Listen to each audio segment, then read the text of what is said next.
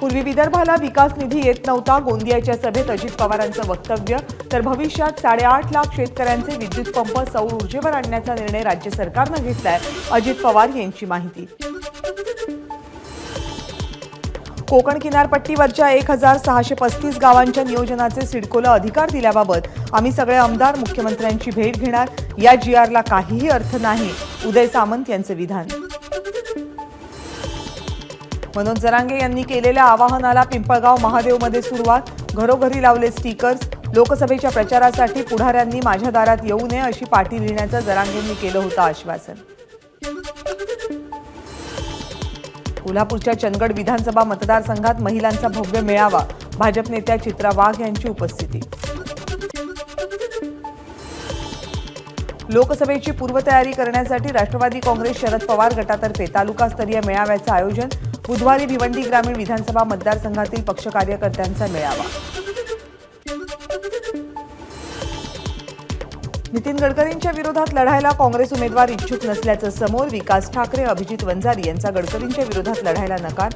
काँग्रेस कोणता उमेदवार देणार याकडे लक्ष. माझ्यावर घराणेशाहीचा आरोप करणाऱ्या भाजपनं स्वतःकडेही पाहावं. विजय वडेट्टीवार यांच्या कन्या शिवानी वडेट्टीवार यांचं टीकास्त्र. भाजपनं तरुणांना स्थानिक स्वराज्य संस्थांच्या निवडणुकांपासून वंचित ठेवलं. शिवानी वडेट्टीवार यांचा आरोप. महादेव जानकर यांना धनगर नेत्यांचा विरोध. जानकर हे धनगर समाज आणि भाजपला ब्लॅकमेल करतात असा आरोप. जानकरांनी परभणी लोकसभा लढवली तर तीव्र विरोध करणार. धनगर नेते सुरेश भिमरेंचं वक्तव्य. अमरावतीच्या खासदार नवनीत राणांच्या प्रचाराचा मेळघाटमधून श्री गणेशा. मेळघाट की बेटी असा नवनीत राणांच्या बॅनरवर उल्लेख. संभाजीनगरमधल्या जांबरगाव इथल्या समृद्धी महामार्गावरच्या टोल कर्मचारी संपावर. वेतन थकल्यामुळे कर्मचारी संपावर. दिल्ली विद्यापीठाचे माजी प्राध्यापक जी.एन. साईबाबा यांनी नागपूरच्या सेंट्रल जेलमधून यांची सुटका. जी.एन. साईबाबा वकील आणि कुटुंबियांसह लगेच रवाना. अमरावतीमध्ये गावच्या प्रवेशद्वाराच्या कमानीचा वाद विकोपाला. मोठ्या संख्येनं बौद्ध समाजातील बांधव मुंबईच्या दिशेने निघाले. कोल्हापूरमध्ये वजन काटे विभाग कार्यालयासमोर संभाजी ब्रिगेडचं हलगी वाजवून आंदोलन. शासनानं दिलेल्या हायड्रोलिक व्हॅनचा वापर करून शेतकऱ्यांची फसवणूक टाळावी. संभाजी ब्रिगेडची मागणी.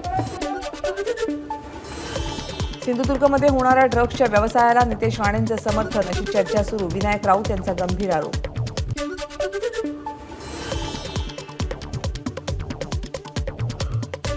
यवतमाळच्या दारव्हा तालुक्यातील परीक्षा केंद्रावर कॉपीमुक्त अभियानाचा बोजवारा. वसंतराव नाईक विद्यालयातील केंद्रावर कॉपी पुरवण्यासाठी नागरिकांची झुंबड. पोलीस आणि शिक्षकांच्या समोरच कॉपी पुरवली जात असल्याचा धक्कादायक प्रकार.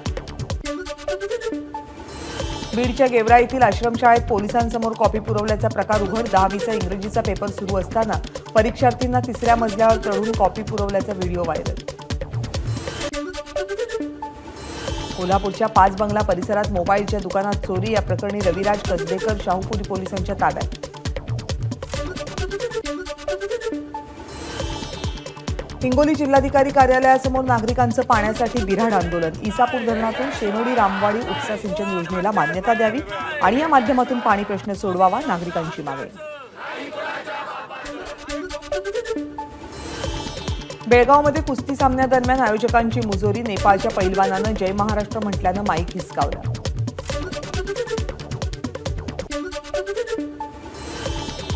आगामी लोकसभा निवडणुकीच्या पार्श्वभूमीवर सोलापूर पोलीस आयुक्त कार्यालयानं शहरातल्या 1045 गुन्हेगारांची बनवली यादी. त्यांच्यावर येत्या काही दिवसात तडीपार स्थानबद्धतेची कारवाई होणार. सोलापूर पोलीस उपायुक्त विजय कबाडे यांची माहिती. कोल्हापूरच्या फोंडा ते दाजीपूर मार्गावर कंटेनर उलटला. अपघातामुळे काही काळ वाहतुकीची कोंडी.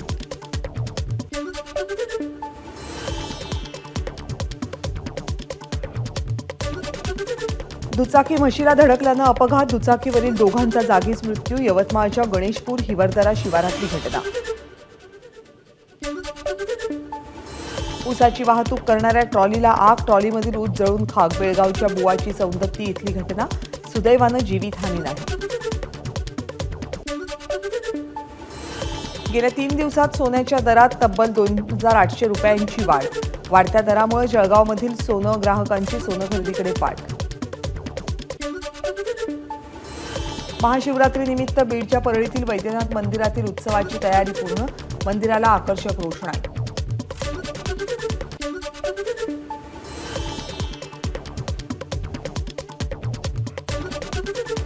नाशिकमधल्या वडजाई नगरच्या मळे परिसरात बिबट्याचं दर्शन, नागरिकांमध्ये भीतीचं वातावरण.